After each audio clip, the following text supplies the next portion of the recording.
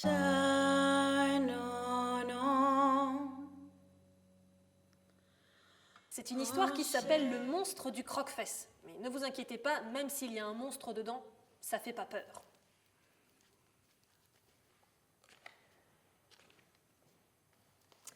Il existe en Écosse un petit village situé au bord d'un grand lac, appelé lac du croque-fesse. Ce petit village et ce lac sont devenus célèbres dans le monde entier à cause d'un horrible monstre à 3 têtes qui se cache au fond des eaux. Chaque année, ce monstre terriblement griffu, grinchu, goulu et têtu attire des milliers de curieux qui veulent le photographier. Le voilà, le monstre. Mais cet animal extraordinaire ne se montre que très rarement. En fait, il n'apparaît que lorsqu'un enfant du village n'est pas sage, qu'il désobéit, qu'il fait un caprice ou une très grosse bêtise.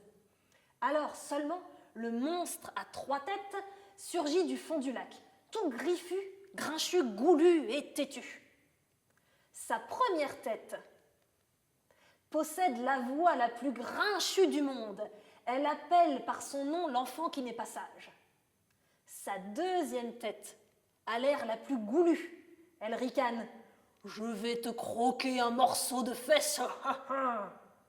Sa troisième tête est la plus têtue. Elle ajoute « Je me souviendrai de ton nom et la prochaine fois je te croquerai tout entier et tout cru. »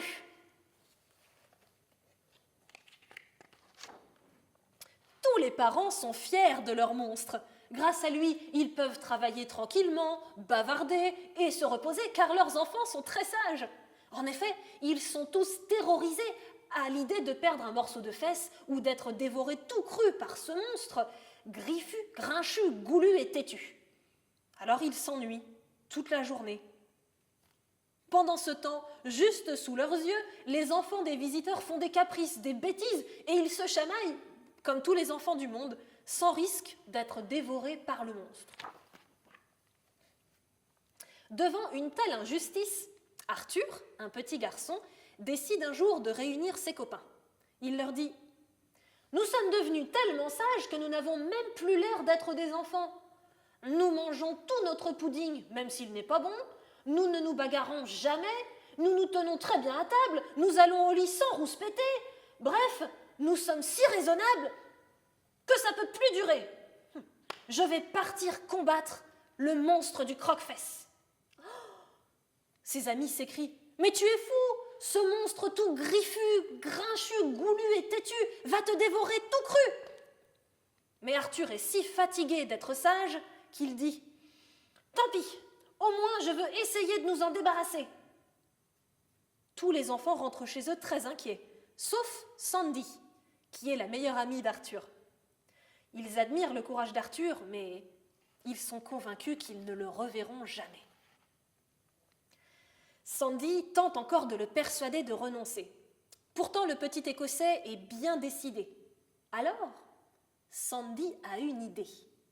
Et elle dit à Arthur « Avant de combattre le monstre, tu devrais au moins aller demander conseil à mon papy Mac dégourdi. » Arthur accepte parce que, au fond, il ne sait pas tellement comment s'y prendre.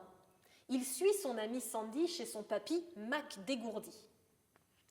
Le vieil homme habite une maisonnette en bordure du lac. Autrefois, quand il était petit, il était plutôt turbulent et le monstre l'a bien souvent menacé de lui croquer un morceau de fesse. Lorsque Sandy lui raconte ce qu'Arthur a l'intention de faire, papy Mac dégourdi s'écrie « Tu as raison, moi j'en ai assez de ce monstre, terriblement griffu, grinchu, goulu et têtu. Il m'a empoisonné la vie lorsque j'étais petit. Moi j'en ai assez de ne pas entendre nos enfants crier, rire et se disputer sur la plage et dans les rues de notre village. Cet animal extraordinaire est peut-être terrifiant, mais il est encore plus bête que méchant. Je crois que je connais un moyen d'en venir à bout. » Papy Mac dégourdi ferme les volets et il se met à chuchoter à l'oreille des enfants. Le lendemain matin, Arthur part donc à l'assaut du monstre du croque-fesse. Il se plante sur la plage au bord du lac et il crie « Hé le monstre! On m'a dit que tu avais 3 têtes! Montre-les! On m'a dit aussi que ta première tête était la plus grinchue et qu'elle chantait plus fort qu'une casserole fendue !» À ces mots, le sol se met à trembler. Le lac commence à s'agiter et dans un grand bruit de tonnerre, le monstre surgit. Sa première tête semble très en colère. Elle hurle « Qui t'a dit ça ?» Arthur réplique « Ta troisième tête ?» Alors la première tête du monstre se tourne vers la troisième et elle crie « Langue fourchue, espèce de bouche biscornue, tu ne dis que des paroles crochues !» Quand elle a tout entendu, la troisième tête lance un grand coup de langue de feu vers la tête grinchue qui se retrouve toute grillée, toute desséchée, toute ratatinée. Puis, le monstre griffu, goulu et têtu s'enfonce à nouveau sous les eaux.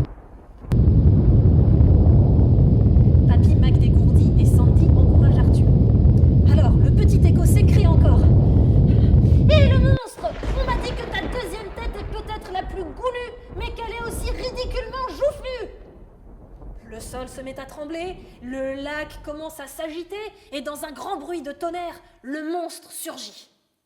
Il est encore tout griffu, goulu, têtu, et sa deuxième tête est furieusement tordue. Il hurle « Qui t'a dit ça ?» « Ta troisième tête, » répond Arthur.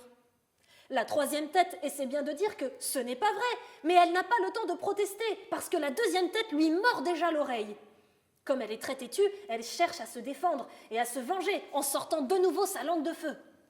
La deuxième tête tente de l'éviter et dans un grand mouvement de bataille, les deux vilaines caboches se précipitent l'une contre l'autre et elles se cognent en faisant une gerbe d'étincelles.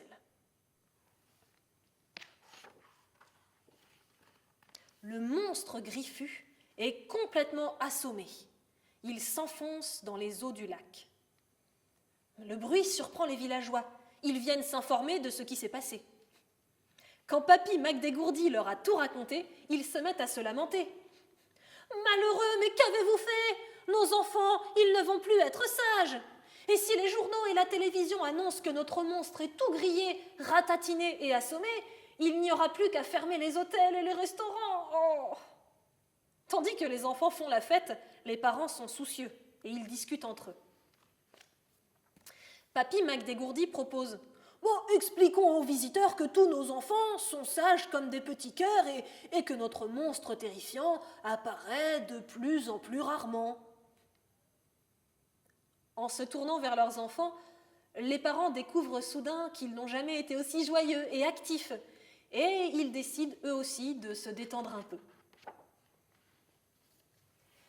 C'est ainsi qu'au bord du lac du Croquefesse, tout le monde organise une sorte de kermesse, sans peur de se faire dévorer les fesses. Bien sûr, au cours de la soirée, les enfants ne peuvent pas s'empêcher quelquefois de se disputer et même de se bagarrer. Et chaque fois, l'eau du lac frissonne, mais personne ne s'en aperçoit. On ne saura jamais si le monstre s'est réveillé, ce monstre tout grillé, tout ratatiné, complètement assommé.